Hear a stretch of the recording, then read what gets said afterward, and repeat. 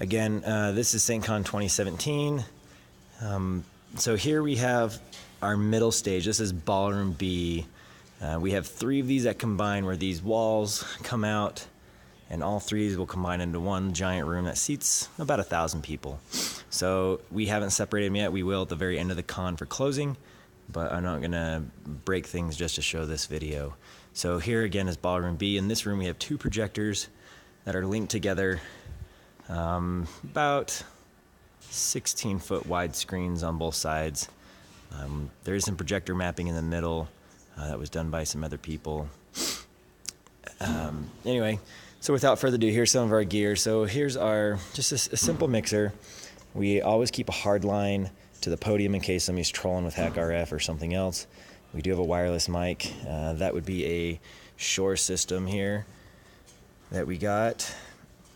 Another input is just a cheap handheld mic, in case the presenter wants that. Very cheap online. Oh, and by the way, if there's any of this stuff that you are interested in as to what we have and why we, or where to find it, just send me a comment and I will give you the Amazon link on what we buy, or maybe try to explain it. So this input right here is for laptops, and when we get over to the other track, I'll explain how we break that out through HDMI, because it's a little easier than in this rig over here. And then our main audio out, we're patching into the house audio.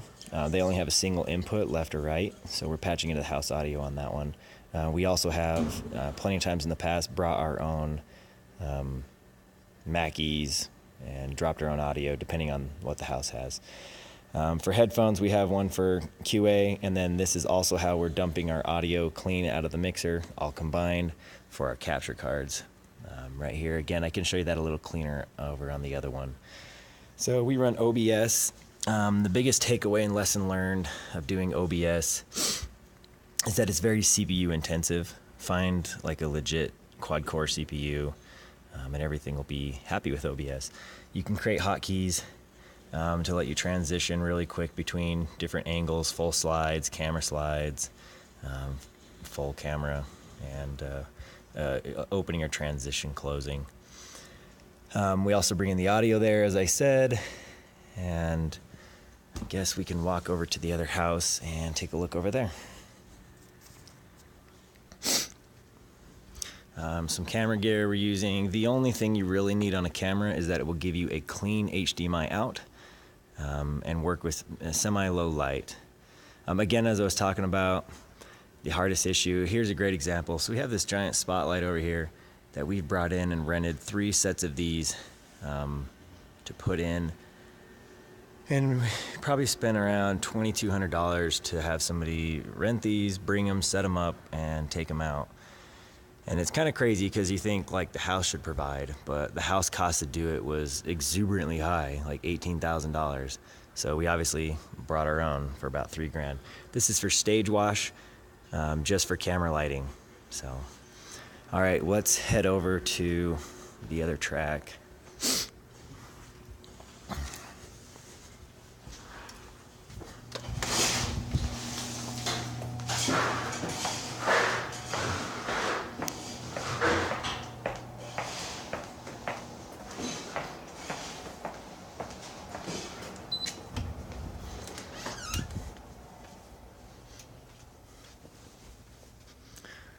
Okay, so here we have, this would be ballroom A.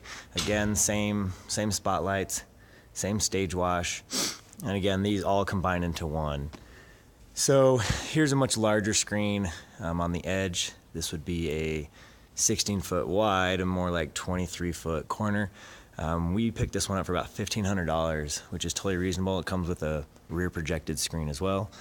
A cheaper camera than the last one. This one's like $250.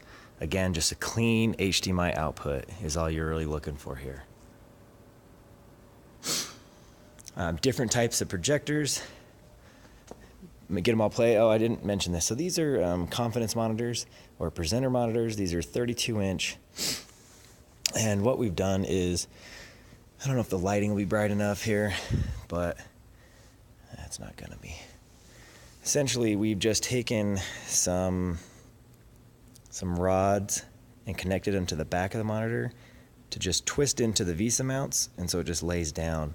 So we don't have any monitor stands or anything else. These come right off, collapse into a small bag, and all we gotta do is stack these confidence monitors, and they kind of have like just about the perfect angle when you're sitting up here to give the presenter where they're at, and nice and big and clean.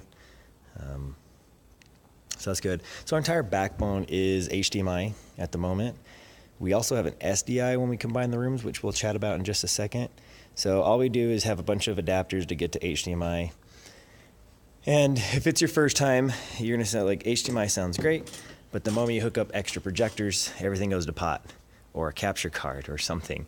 Nothing runs smooth after you do that. Actually, let's kick on some lights here for a second so we can see a little bit better. All right, so we got a little more light here so we can explain things. So first time I did it, we were running a VGA backbone, and I went to HDMI, and yeah, you hook up a second projector and it works on some, not on others. Handshaking issues all the time. I call it the death handshake, where it goes for ever and never stops. It just keeps handshaking. So here's a easier view of our setup. So the first thing we do is this input right here is from our podium. An input podium reaches this splitter.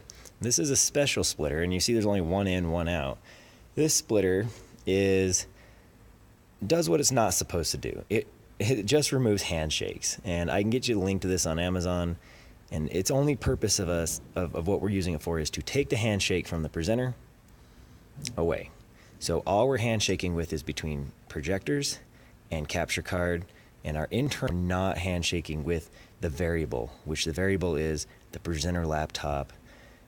We have done this and tested with, like, we just ran SNES games the other night, but Chromecast and Amazon Fire TVs and Linux and Mac and Windows and different types of Mac and USB-C, and it actually works really well. So we just hit a cheap splitter to break out our video. We're running to projector, we're running to that confidence monitor, and we're running over to this audio extractor. Again, this is a splitter, right? But we're only using one in, one out. And hey, just to be clear, if there's a better way or better idea or something you guys have done, let me know. We'd love to learn from other people and what they're doing too. Again, throwback to Iron Geek.